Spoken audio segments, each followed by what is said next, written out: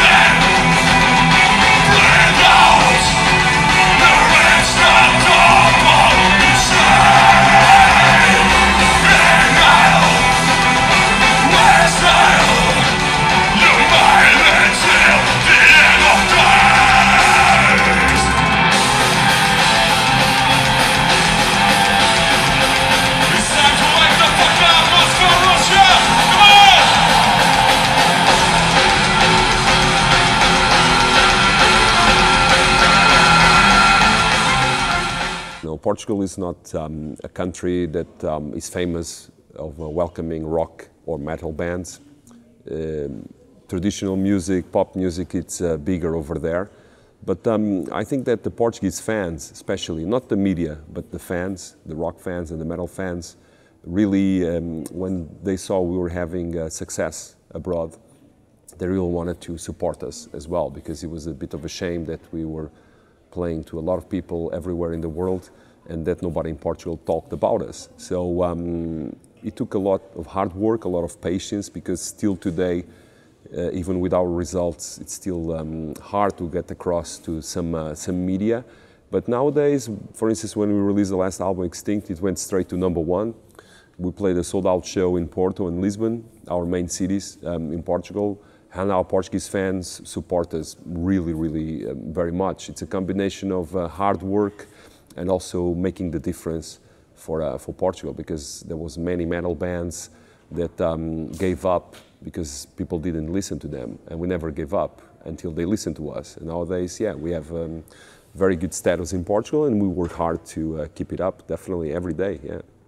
Watch them, watch them, watch them, watch them, watch them, watch them, watch them, watch them.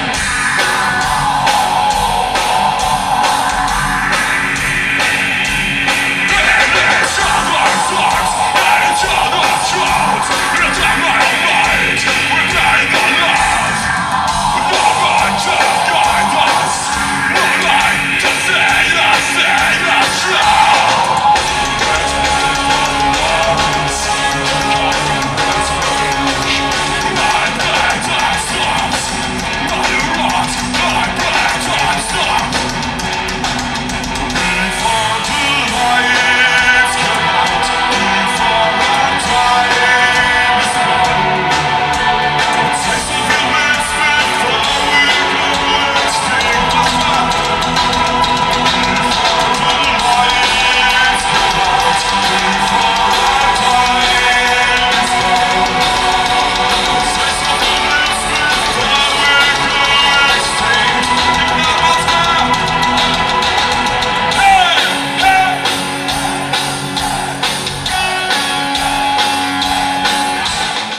We had a right-wing fascist dictatorship from 1924 to 1974, the year I was born.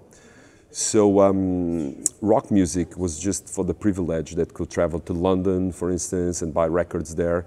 So, but you know, the common people didn't have access to nothing else, just some French music and some fado. That was the music of the system. But in the 80s, people were just taking their revenge. So there was record shops everywhere. I come from the suburbs of Lisbon, and in my small town, suburban town, there was 2 record shops. And I started visiting them. And of course, I started contacting with bands like Whitesnake, Led Zeppelin, you know, Black Sabbath, Iron Maiden. And very quickly I found out that these bands were great, but there was much more into it. So I started listening to bands like King Diamond, Bathory, Celtic Frost, more underground and extreme stuff. So I got lucky in a way, because I was already born outside the dictatorship, and music was #1 entertainment in Portugal. Not anymore, now it's internet, unfortunately. But music was, you know, we went to each other's places to heard our vinyls. And for the kids now, this sounds very strange because everybody listens to music on their iPods, etc. But music was more about a community as well. And I remember seeing images from the first concerts, for instance, in Russia, like with Bon Jovi, for instance, and Scorpions, and people were really, you know, into it, because rock and roll is a universal language that doesn't, you know, politics, creeds, race, it doesn't affect. I mean, we've played everywhere in the world, from Lebanon to China to America to Russia. So it was always something that was actually a symbol of freedom for everyone. So yeah, at our time when I was born, we were able to make our own choices. We were able to pick up some money from school money, you know, not eating at school, but to buy our records. And it was, like I said, very, very important for people. Music was also the soundtrack of the Portuguese people getting liberated. So, like I said, I was lucky enough not to born still under dictatorship. I was born in the year that it ended, because I know that that's why bands like Black Sabbath, Led Zeppelin, bands from the 60s and the 70s were not so big in Portugal, because it was forbidden. But when we got to listen to them, we thought it was even more wonderful, you know, because the forbidden fruit is always the most desired one. So yeah, and nowadays pop music still dictates in Portugal, but there's a lot of people fighting against that. Moonspell also. So.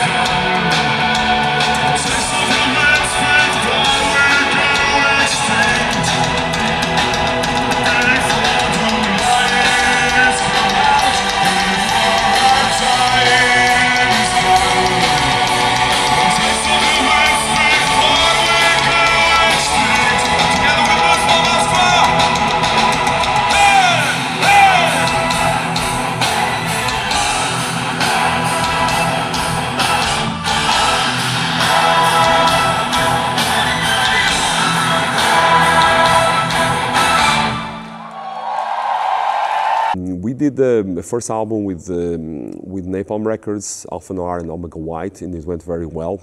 And our relationship progressed a lot with them. I think they are a great label. They come from the underground, just as Moonspell. So even though they are now working with bigger bands and probably selling more records, because they are, in between all the labels, they are a label that has grown a lot.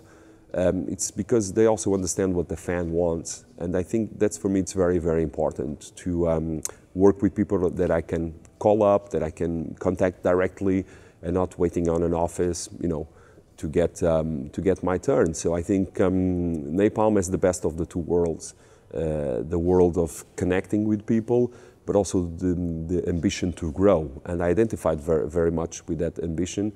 And with Extinct, our new album, they said it's going to be a priority for the label. And I heard this many times. And sometimes, you know, when it's released, it was just another album, but not this time for Napalm. It was a big priority album. They worked very well and they worked very hard for them. So we decided to extend our deal for a couple more albums. And our next release will not be an album because Extinct is just 4 or 5 months old.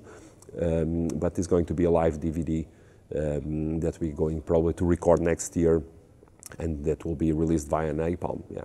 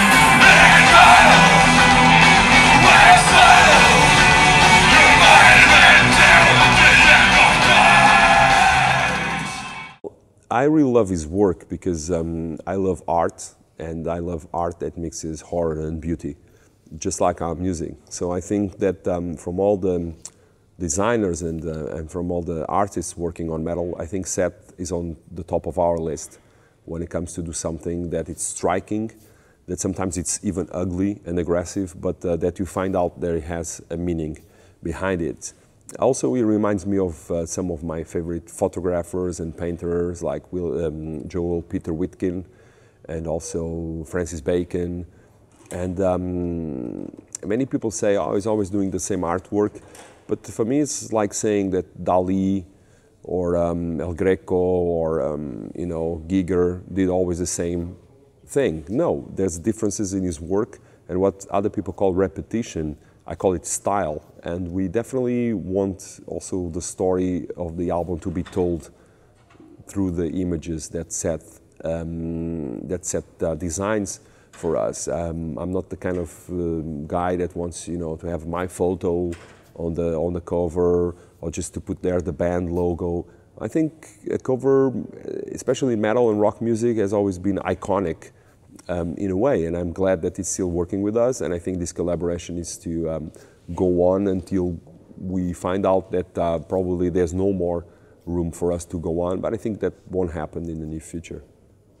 I think that nothing against men, but I think artistic-wise, women are much more interesting to photograph, to look at, and to explore in the way that it does. And also our music is a very feminine subject all the time, about it. When we speak about extinction and when we speak about species, we definitely direct ourselves to Mother Earth and not to Father Earth, because it doesn't exist. So, and I believe that, and I tell this honestly, I believe that the world will be a better place if women had more opportunities, more equality.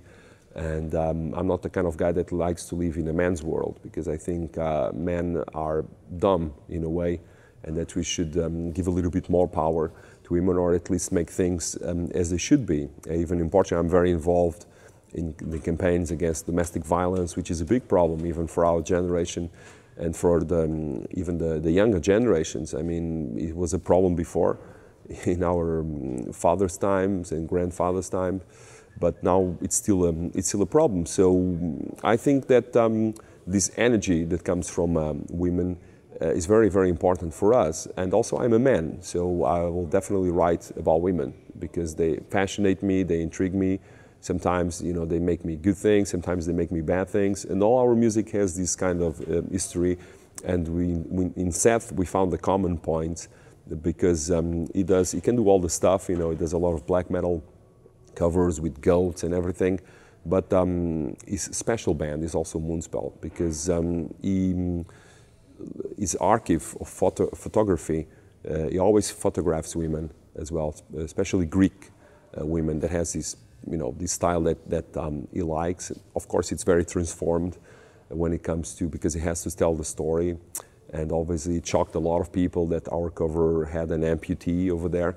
But the thing is that our album is not about being perfect. It's not about beautiful blonde people singing on a stage. Our album is about imperfection. It's about species that go out of Mother Earth, like if it was a mutilation, in a way. And I think music has to be strong. It doesn't have to be just entertainment for people to, to dance on a festival or to bang their heads. I think music, especially rock and metal, definitely have to hold a meaning, and that meaning has to be everywhere and in everything that we do, from the cover to the live stage to the interviews. There's always a story to be told, and we're not here just entertaining people. We're also trying to motivate them and to create some awareness for some problems. Ribeiro, Moskva! Alright guys, so tonight, it's really an honor and a privilege for us, Moonspell from Portugal, to be back here at the beautiful Moscow. I'd like you to raise your hands. It's time to breathe in and breathe out. Together with us, Moskva!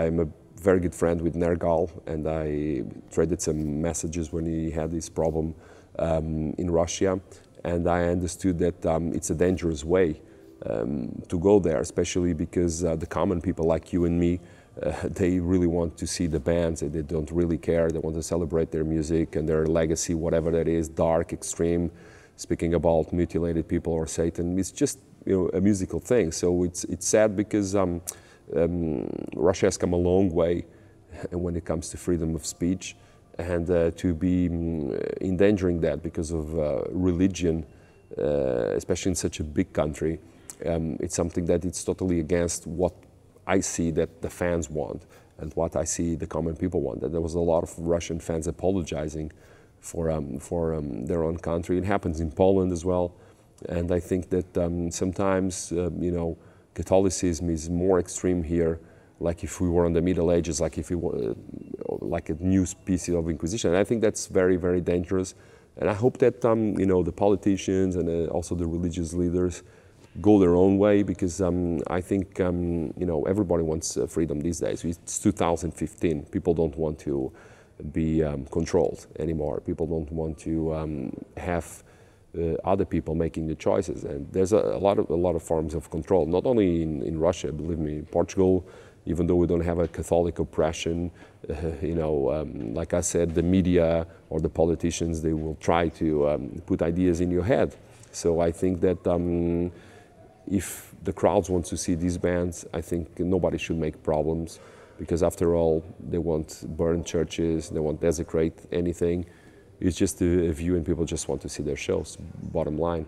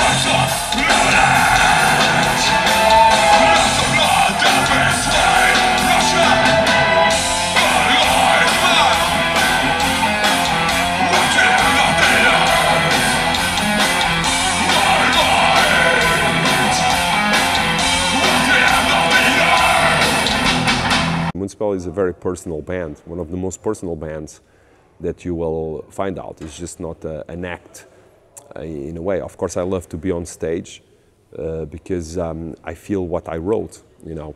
It's not that I'm an exhibitionist or that I want to be on stage to have the attention. Actually, I would rather live a quiet life, you know, reading books in some corner of Portugal. But also the sacrifice of touring so much since '95, almost non-stop, of going everywhere in the world and being together with my colleagues for so many years finds its true meaning in what we create, you know, and that's what we are here for. We have to work and try hard, 10 times as hard than bands from countries where people actually get their music and support, and that they have like, you know, a reputation as well. So basically my life and what I feel, I cannot distinguish it from Moonspell. Also, we are self-managed. We don't have a manager. We just do whatever we want musically. Nobody tells us do this, do that, because it's going to be more popular. It's just, you know, like a zeitgeist. It's like the spirit of time we want to capture, and this can catch us in many different feelings and many different atmospheres. I understand what you say. For some bands, it's business as usual. You know, they put their stage clothes and then they are someone else and they entertain the crowd. But I've never been into music because of that, because I think that's too shallow. And unfortunately, metal and gothic are going that way, with bands always repeating themselves, bands always doing the same kind of live show, bands always saying the same kind of lines and experiences to the crowds, and probably they are more popular than Moonspell. But I know that our fans, when they really like Moonspell, they understand this and they connect exactly as you say. They know it's personal, it's not an act. They know if I wrote something called "The Future is Dark" is because I was feeling really down, and that I thought that, and not because I was like on the beach in Portugal and say, oh, let me write something gothic so I can fool people. That's not the way. I mean, it's a bigger, higher price to pay for being personal, because even when I'm relaxing with my kid and my family, there's always something of Moonspell coming up. But also coming from Portugal allowed us to understand that this is one chance in 1 million, you know. So we decided to take it very, very seriously. And the way we dress, the way we walk, the way we are, everything is a Moonspell. I mean, I'm 40.